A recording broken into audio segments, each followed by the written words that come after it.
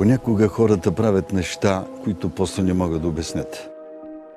Те не разбират какво ги е накарало да постъпят така. И след това с радост отдават всичко на магически феномени. Константин на 23 години. Младият спортист неволно отдава тялото си на ангела на смъртта. От 2 години Константин не е излизал на ринга. Спортната му кариера е прекратена след пожизнена дисквалификация за употреба на допинг. Но освен да се боксира, той не умее да прави нищо друго. Трябват му пари и се съгласява да работи за нелегален боен клуб, който излъчва схватките в интернет. Бизнесът е незаконен. Боевете нямат никакви правила. Но Косьо няма друг избор и съзнателно поема този риск. Организаторите му дават прякора Дракона, защото бойците трябва да останат анонимни. Това е първият мач на Косьо след дълго прекъсване. Съперникът му по прякор, Пирата, видимо го превъзхожда физически. Той започва агресивно да атакува Косьо още в първите секунди на боя. Косьо не е готов да се предаде толкова бързо.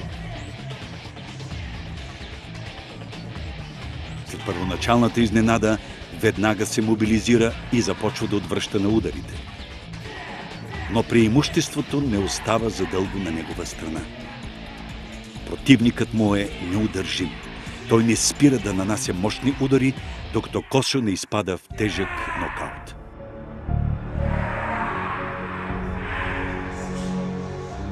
Младежът губи съзнание и дълго не може да се свести.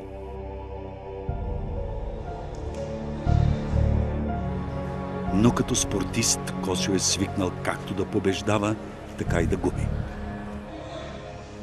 Да се разстройва и да се крие, за да ближе раните си, това просто не е част от характера му. Само няколко дни по-късно той отново излиза на ринга. Този път е твърдо решен да победи. През изминалите дни младият мъж е разбрал, че му липсва увереност. Миналият път изгуби самообладание. Този път няма да го допусне. Противникът му носи страшния прякор Чука и отново се оказва по-тежка категория. Но сега Константин превръща слабостта си в сила. Той е по-бърз и подвижен. Отбягва ловко мощните удари на съперника си. Движи се безшумно и грациозно. И атакува изненадващо. Косьо успява да изкара съперника си от равновесие. И накрая му нанася решителен удар.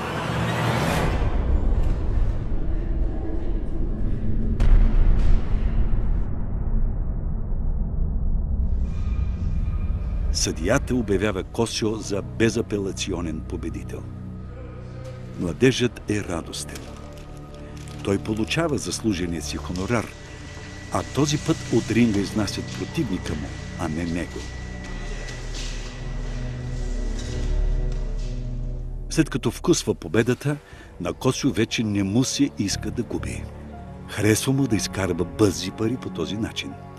5 минути на ринга му стигат, за да напълни джобовете си. Освен това, Косьо е хазартен тип и играе, за да печели. След успешната схватка, той вече е напълно сигурен в собствените си сили. Още в първите секунди Косьо се опитва да поеме инициативата и атакува. Но неговият съперник по прякор Питона не му отстъпва. Силите им са равни и двамата бойци се оказват на пода. Но Питона успява да направи на Косьо задушаваща хватка с крак. Това е запазената му марка, на която дължи прякора си. Косьо не може да диша и губи съзнание. Този бой му носи загуба. Парите отиват при противника му. Косьо едва събира сили да излезе от ринга. Късметът му обръща гръб. Изглежда всичко е против него. Героя на тази история е един човек, който не успява да се реализира. Той е неудачник, претърпява много провали, множество провали. Това, че е боец, още повече показва неговата слабост, защото буквално и физически той губи на ринга и всеки път е на земята и е победен. Това неизбежно води към едни много сериозни комплекси, много силно чувство за малоценност, много силно и уязвено неговото самочувствие и неговата себеоценка. Косьо се напива в бара. Приятелката му не може да понася пиянските му изстъпления и го оставя. Косьо е отчаян. Едва се държи на краката си и почти не осъзнава какво прави. Погледът му се спира на входа на едно студио за татуировки. Хрумва му шантава идея да си направи татуировка. Може пък това да му помогне да се разсее малко. Косьо не губи време да избира дълго и се съгласява с първото предложение на татуировчика. Черно-бяло изображение на ангел с разперени криле. Татуировчикът веднага се взема за работа. Косьо е толкова пиян, че не усеща болка. След няколко часа на гърба му вече има огромна татуировка. При този човек има една много голяма и силна нужда от това да прибави и да усили по някакъв начин значимостта на своята личност. Той не иска да се откаже, но не може и да продължи. Тоест той е изправен пред това да предприеме някаква промяна в живота си. Много е опасно, когато човек не осъзнава какво му се рисува върху тялото, какво му се татуира, защото това нещо може да му донесе адски много нещастия в живота, низ от негативни събития, привличане на лоша карма и тези лоши символи понякога могат да отключат точно такъв тип случки в живота на човек. Косьо отново отива в бойния клуб. Боксерът не възнамерява да се примири с поражението. Той знае, че когато губи, това само го прави по-силен и по-опасен. Младежът с учудване открива, че татуировката му е зараснала само за един ден. Косьо отново е на ринга. Странно, защото изпитва необясним прилив на сили и не усеща никакъв страх. Младият спортист не може да се познае. Все едно някой друг ръководи действията му. Тялото му е по-леко и гъвкаво, а ударите му по-силни и по-точни от всякога. В момента, в който вижда кръв по лицето на противника си, в него сякаш се вселява див звяр. Поваленият боец вече не мърда, но Косьо не може да спре. Той продължава да го налага като безумял, докато лицето на противника му не се превръща в кървава каша. Когато Косьо се опомня, вече е твърде късно. Съперникът му е мъртъв. Младежът не разбира какво му е станало. За пръв път в живота си убива човек.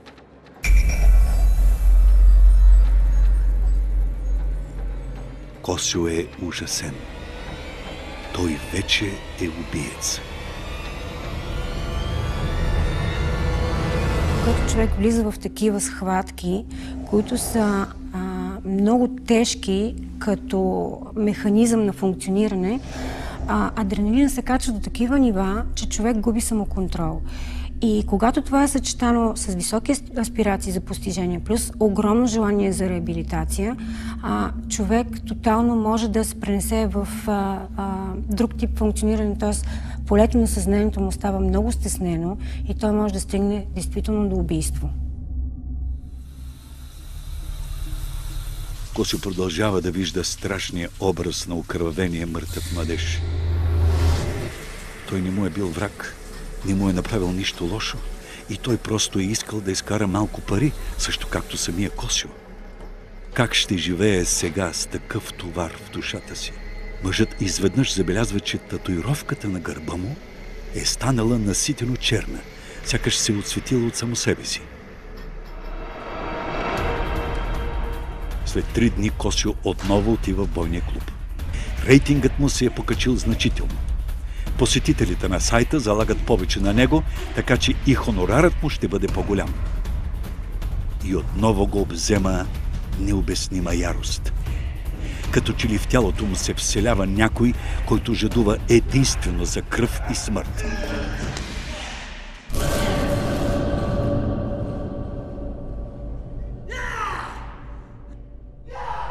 И този съперник пада мъртъв.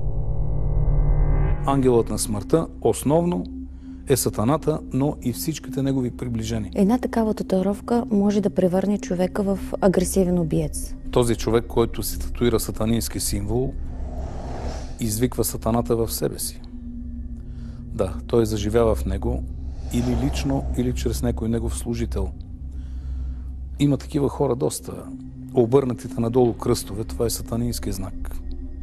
Да, които мислят, че това е оригинално и че по този начин ще направят впечатление на останалите около себе си хора. Но това е много грешна постъпка. Когато дяволът ти дава тази нечовешка сила, той ти дава физическа сила, но ти отнема душата. Да, ти се бориш с физическата си сила, но душевната ти и духовната ти същност са смачкани и принизени. Косио не може да намери покой. Измъчват го кошмари. Младежът непрекъснато вижда образите на съперниците, които е убил. Косио осъзнава, че нещо с него не е наред. Някой друг, а не той извършва убийствата. Струва му се, че вижда убиеца в собствената си спалня.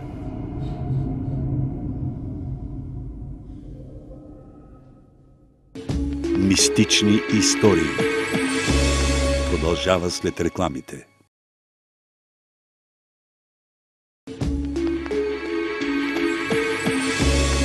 Преди рекламите. След като си татуира черен ангел, Константин се превръща от обикновен боец в машина за убиване. Може ли причината за това да се крие в самата татуировка?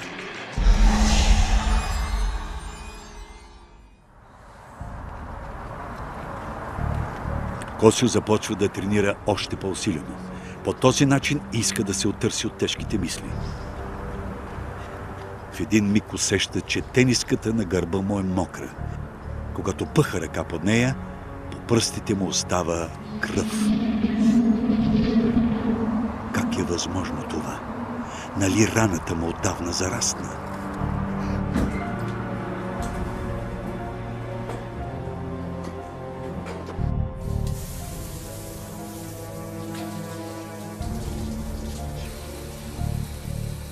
Косио отмива кръвта, застава пред огледалото и вижда. Ангелът на гърба му е станал още по-черен. Нема кървавите му победи са свързани именно с тази татуировка? Косио си спомне съвсем ясно. Студиото за татуировки беше тук. Но сега табелата няма, а вратата е заключена.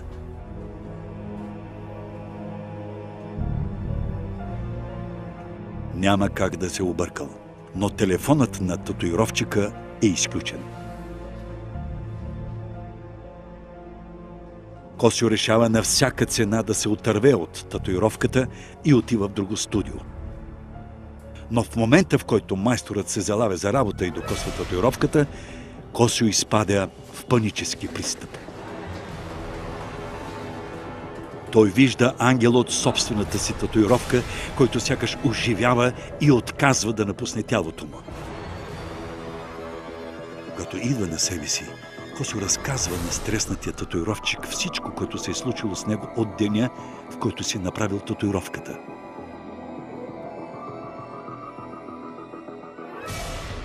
След като изслушва разказа, татуировчикът го съветва да се обади на една негова позната ясновидка.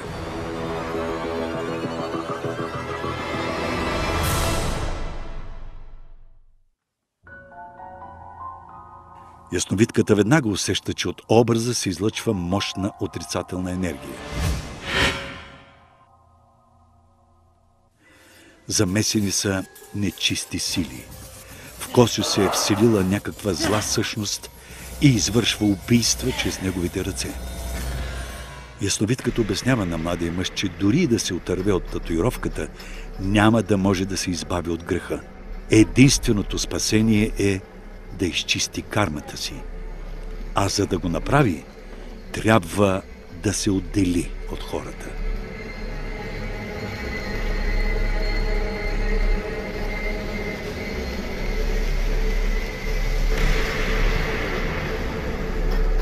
Косьо никога не е вярвал в мистиката.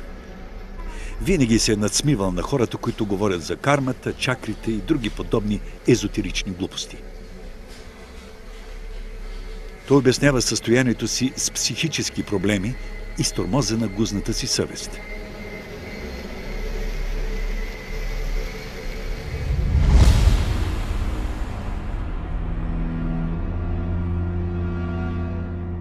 Но отново го преследват нощните видения. Този път съперникът му на ринга е същият черен ангел, който е изобразен на гърба му. Ангелът изглежда кръвожаден и безмилостен. Двамата се сблъскват в неравна схватка. Косьо не може да отрази нито един удар. Противникът му притежава нечовешка сила и умения.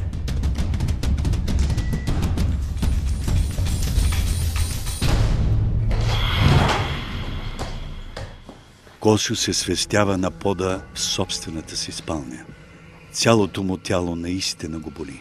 По лицето и ръцете му има истинска кръв. Ако това не са халюцинации, тогава какво са? Косьо разбира, че ясновидката му е казала истината.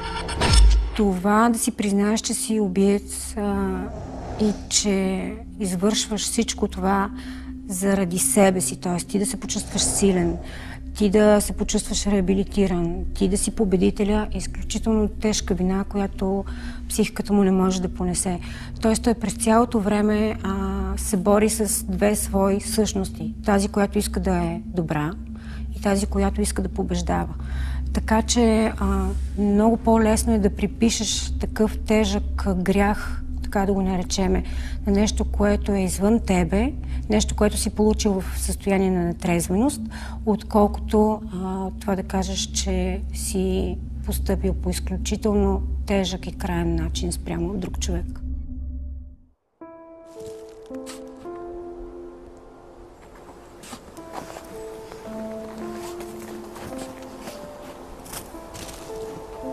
Нападението на ангела на смъртта в онази нощ слага край на съмненията на Косьо. Той се вслушва в съвета на ясновидката и се оттегля от хората. Младият мъж вече няма да убива. Вместо това той ще се грижи за мъртвите, като копае гробове. Скоро Косьо се убеждава, че ясновидката му е казала истината. С времето татуировката на гърба му избледнява почти напълно. Той най-сетне намира истинския покой сред мъртвите.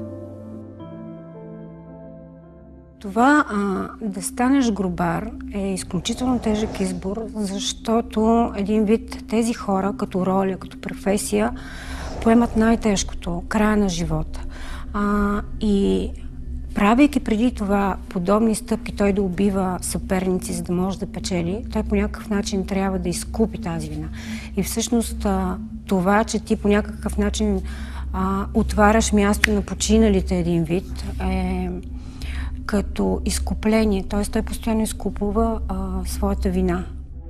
Понякога едно необмислено действие може да сложи край на цял един човешки живот. Както чуждия, така и нашия. Не бива да го забравяме.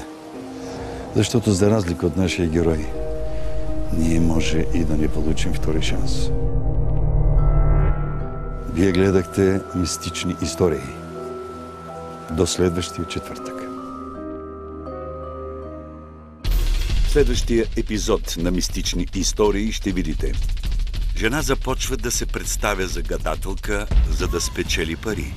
Ще се обърнат ли срещу нея мистичните сили? И още. Момиче изследва подземието на старо имение и едва не става жертва на страшно проклятие. Кой и защо отвлича деца в тъмнината?